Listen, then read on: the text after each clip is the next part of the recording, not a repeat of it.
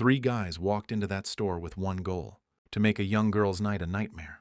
What they didn't count on was who was still sitting in the back. It was a Tuesday night, the kind of night where nothing is supposed to happen. Maya was 19 years old, working the closing shift at a small convenience store on the edge of town. She had been on her feet for 8 hours. Her back hurt, her feet hurt, and all she wanted to do was count the register, lock the front door, and go home. But that night, going home wasn't going to be that simple. Just before she flipped the sign to closed, 3 men walked in. Maya recognized one of them. He had come in before, always loud, always looking for trouble. She smiled politely and told them the store was closing. They smiled back, but not in a good way. What happened in the next 20 minutes would end up being talked about in that town for years. Now, before we get into what those 3 men actually did and what happened to them, you need to understand who else was in that store. About 45 minutes earlier, a group of bikers had come in. 6 of them. Big guys, leather jackets, boots that hit the floor hard when they walked.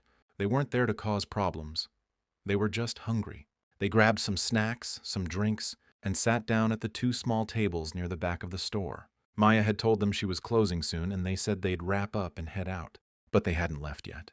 When the 3 men walked in and Maya asked them to leave, one of them, the tall one, stepped closer to the counter instead of stepping back. He said something to her, low enough that only she could hear it. Whatever it was, the color drained from her face. The second guy walked to the front door and flipped the lock himself, from the inside. Maya's hands were shaking now. She reached under the counter, not for a weapon, but for her phone. The tall guy slammed his hand on the counter and told her to put it down. Here's the thing about fear. It has a smell, and it travels. One of the bikers in the back, a guy named Darnell, who was 43 years old and had been riding for over 2 decades, looked up from his drink. He didn't hear what was said, but he saw Maya's face, and he had seen that look before. On his little sister's face a long time ago, in a situation he still doesn't like to talk about.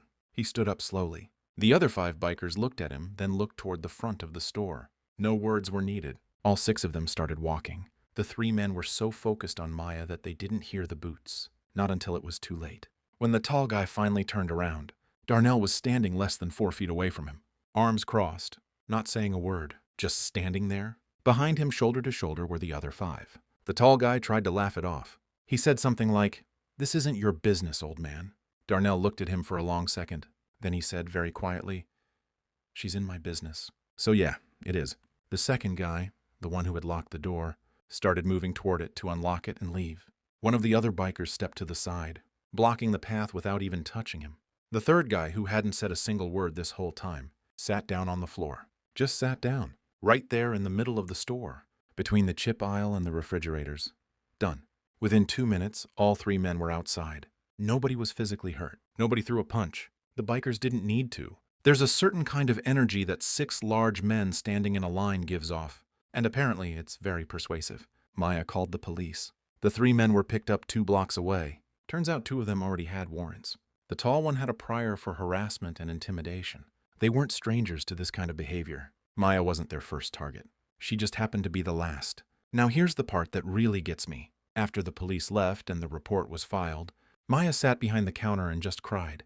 Not because she was hurt, but because of the relief. She told the officer later that when she saw those bikers walking toward the front of the store, she thought for a second they were coming to join the trouble. That's what fear does to your brain. It stops trusting everything. But Darnell stayed back while the others talked to the police. He didn't want to be on camera, didn't want a big deal made of it. He just walked over to Maya and said, "You good?" She nodded. He nodded back. That was the whole conversation. One of the other bikers, before they all left, put $40 on the counter for the snacks they had eaten. Maya said she tried to give it back, and he just waved his hand and walked out the door. The story got out the way stories always get out in small towns. Through a cousin, then a group chat, then a local Facebook page. Someone wrote about it, and within a week, thousands of people had shared it. The headline most people used was something like, "Biker Gang Saves Cashier," in which Darnell later said made him roll his eyes. He told a local reporter, "We're not a gang. We were just hungry." But here's what I want you to think about for a second. Those 3 men chose that girl because they thought she was alone. They waited until the store was almost closed. They locked the door. This wasn't random. This was calculated. They looked at Maya, young by herself late at night, and made a decision. They thought the situation was in their favor, and they were wrong because of 45 minutes. If Darnell and his crew had finished their food 45 minutes earlier, they would have been long gone. Maya would have been completely alone. The outcome of that night could have been very, very different. That's what makes this story hit so hard. It wasn't a superhero moment. There was no training, no special skill, no dramatic fight scene. It was just 6 guys who happened to still be there, who happened to notice, who happened to care enough to stand up. And sometimes that's all it takes. Maya still works at that store, by the way. She asked to be moved off closing shifts for a while, which her manager immediately agreed to. She also started a self-defense class, her own choice. Her own words, "I never want to feel that helpless again." The 3 men each faced charges. The one with the prior record ended up with additional time added to his sentence. The local community pushed for the store to install better lighting outside and add a second staff member for all closing shifts going forward. Small changes, but real ones. Darnell and his crew became something of local legends, which he finds deeply annoying. He's been quoted saying, "Just do the right thing when you see it." That's it. There's no big lesson here. Maybe he's right.